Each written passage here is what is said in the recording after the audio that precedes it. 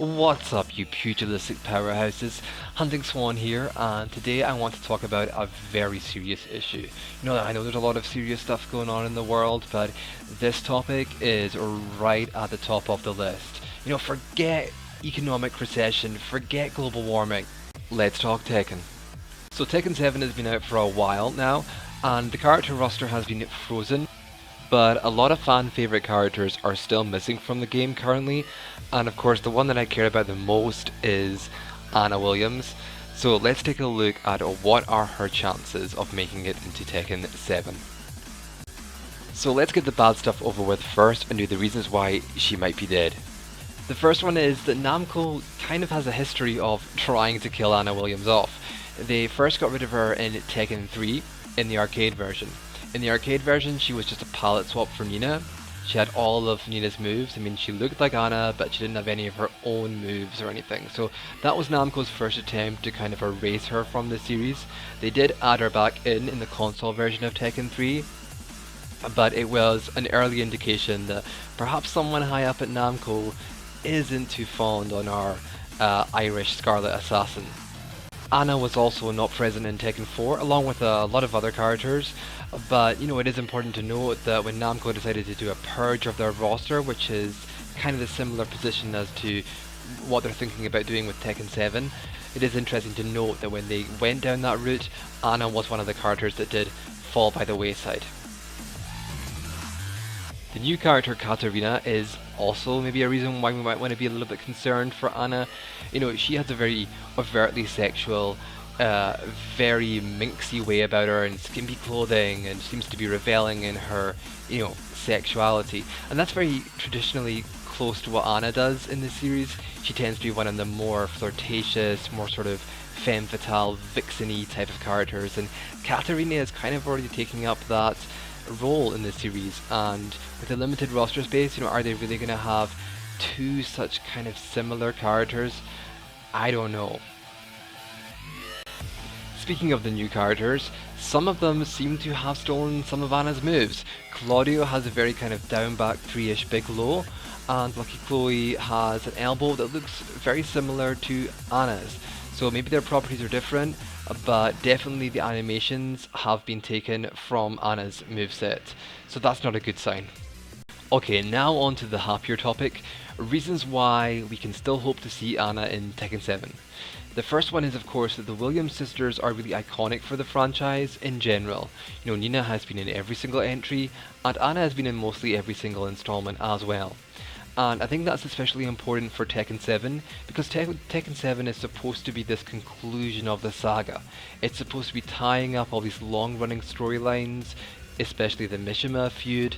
But, alongside the Mishima feud, the Williams sisters feud has also been one of the more enduring storylines in the franchise, so it would be odd for an installment that is purporting to be all about these long-running storylines not to include Anna and Nina in this game, and to have some sort of conclusion or some sort of wrap-up to their bitter battle. So something that's kind of a glimmer of hope for Anna fans is that in Tekken 7, Namco kind of seems intent on recycling animations from moves from characters who have perhaps been axed from the series. And one of the things about Anna which is really signature to her and really recognizable and unique is her full crouch game. Full crouch down forward 2, the low sweep, and then all the mid mix-ups that she has from full crouch. And so far in Tekken 7, those moves have not been reallocated to any new character or existing character. So, it occurs to me that if they were going to ditch Anna and get rid of her for Tekken 7, I think they would want to at least retain those moves somehow. If you remember back in Tekken 3, I talked about how in Tekken 3 Anna was removed from the arcade version. Now, in Tekken 3, Ogre was given her full crouch mix-ups. Namco recognized that those moves were really important to keep in the series somehow, and so they gave them to Ogre, and that hasn't happened in Tekken 7. But alright, what if, worst case scenario, Anna has been removed from the Tekken franchise and is not going to be in Tekken 7? What is going to happen with all of her glorious moves? Well, the most likely recipient is of course Nina Williams, but really I think it would be kind of strange to see Nina take a lot of Anna's moves. the sisters really have become quite different over the years. They started off as very much clones, but as of Tekken Tag 2, they really weren't that cloney anymore. They had a lot of unique moves. They played quite differently, strong on poking obviously, but there was a lot of differences, really more differences than similarities. And moves like Chaos Judgment or her Anna's full crouch game, it would be a little bit strange to see Nina suddenly take on those moves. Although, having said that, Nina from full crouch, the notations for Anna's full crouch moves are all available, so it's a possibility. But what if she does make it into Tekken 7? What are the main things that we want to see changed in terms of Anna Williams' moveset? I think one of the most important things that I really want to be buffed is her down forward 4, her wine opener, her main poking low. In Tekken Tag Tournament 2 it was launch punishable, and as your main poking low, it was really, of course Anna is a high risk, high reward character, but having everything be so launch punishable one way or another, it really made it so difficult to be effective as an offensive poking character because you're always risking getting launched. Just taking a few of the punish frames off of down forward 4 would make a huge big difference to her, I think. Other things that might want to be looked at is maybe giving her a better low crush. Her flip kick is really slow in terms of low crushing and very punishable. And also the Frost Needle series, those launchers are pretty redundant, so making them more useful, more viable would also be a great improvement in Tekken 7. I would also love to see some better Chaos Judgment transitions. At the moment we're really kind of limited in terms of ways to get into Chaos Judgment effectively, while standing 3 is pretty much the only way, the rest are kind of booty.